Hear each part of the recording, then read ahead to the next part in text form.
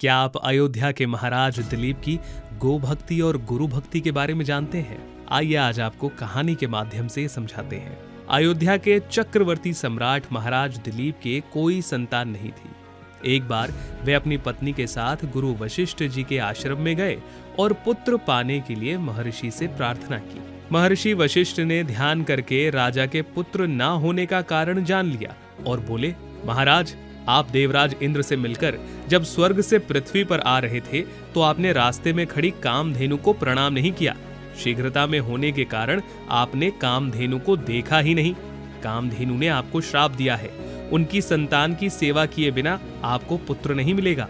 महाराज दिलीप बोले, गुरुदेव, सभी गायें कामधेनु की संतान है। गौ सेवा तो बड़े पुण्य का काम है। मैं गायों की सेवा करूंगा। वशिष्ठ जी ने बताया, मेरे आश्रम में जो नंदिनी नाम की गाय है वो कामधेनु की ही पुत्री है। आप उसी की सेवा कीजिए। महाराज दिलीप सवेरे ही नंदिनी के पीछे पीछे वन में गए।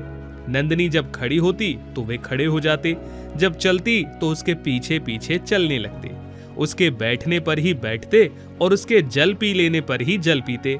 वे उसके शरीर पर एक मक्खी तक बैठने नहीं देते थे। संध्या के समय जब नंदिनी आश्रम को लौटती थी तो उसके पीछे पीछे महाराज स्वयं लौट आते थे। महारानी सुदक्षिणा उस गौ की सायंकाल और प्रातःकाल पूजा करती थी। रात को उसके पास दीपक जलाती और महाराज गौशाला में गाय के पास भूमि पर ही सो जाते। इस प्रकार 1 महीने तक महाराज दिलीप ने बड़े परिश्रम और सावधानी से नंदिनी की सेवा की। जिस दिन महाराज को गौ सेवा करते 1 महीना पूरा हो रहा था, उस दिन वन में महाराज कुछ सुंदर पुष्पों को देखने लगे और इतने में नंदिनी आगे चल पड़ी। 2-4 क्षण में ही उस गाय के चिल्लाने की आवाज सुनाई दी।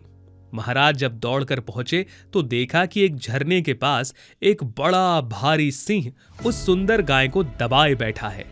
सिंह को मारकर गाय को छुड़ाने के लिए महाराज ने धनुष चढ़ाया, किंतु जब तरकश से बाण निकालने चले तो दाहिना हाथ तरकश में ही चिपक गया।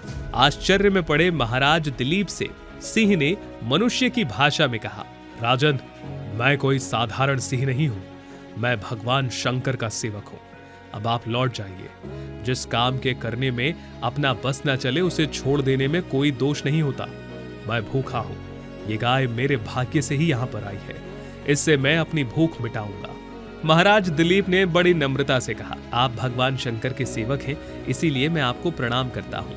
सत्पुरुषों के साथ बात करने और थोड़े क्षण भी उनके साथ रहने से मित्रता हो जाती है। आपने जब कृपा करके मुझे अपना परिचय दिया है तो मेरे ऊपर इतनी कृपा और कीजिए कि इस गाय को छोड़ दीजिए और इसके बदले में मुझे खाकर अपनी भूख मिटा लीजिए। सिंह ने राजा को समझाया कि एक गाय के लिए चक्रवर्ती सम्राट को प्राण नहीं देने चाहिए। वे अपने गुरु को हजारों गायें दान कर सकते हैं और जीवन में हजारों गायों का पालन और रक्षा भी कर सकते हैं। किंतु महाराज दिलीप अपनी बात पर दृढ़ रहे। एक शरणागत गौ महाराज के देखते देखते मारी जाए, इससे उसे बचाने में प्राण देना उन्हें स्वीकार था। अंत में सिंह ने उनके बदले गाय को छोड़ना स्वीकार कर लिया। महाराज का चिपका हाथ तरकश से छूट गया। उन्होंने धनुष और तरकश अलग रख दिया और सिर झुकाकर सिंह के आगे बैठ गए। महाराज दिलीप समझते थे कि अब सिंह उनके ऊपर कूदेगा और उन्हें फाड़कर खा जाएगा, परंतु उनके ऊपर आकाश से फूलों की वर्षा होने लगी।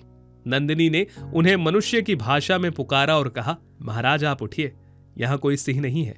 ये तो मैंने आपकी परीक्षा लेने के लिए माया दिखाई थी। अब आप पत्ते के दोने में दुहकर मेरा दूध पी लीजिए, आपको गुणवान और प्रतापी पुत्र प्राप्त होगा। महाराज उठे, उन्होंने उस कामधेनु गाय को प्रणाम किया और हाथ जोड़कर बोले, माता, आपके दूध पर पहले आपके बछड़े का अधिकार है, उसके बाद बचा दूध गुरुदेव का है। आश्रम लौटने पर गुरुदेव की आज्ञा से ही मैं थोड़ा सा दूध ले सकता हूँ।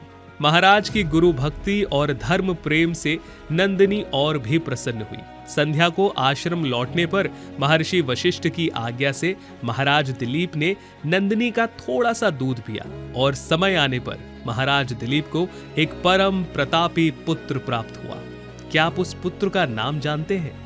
अगर जानते हैं तो कमेंट करके जरूर बताइए और इस चैनल को सब्सक्राइब कीजिए। धन्यवाद।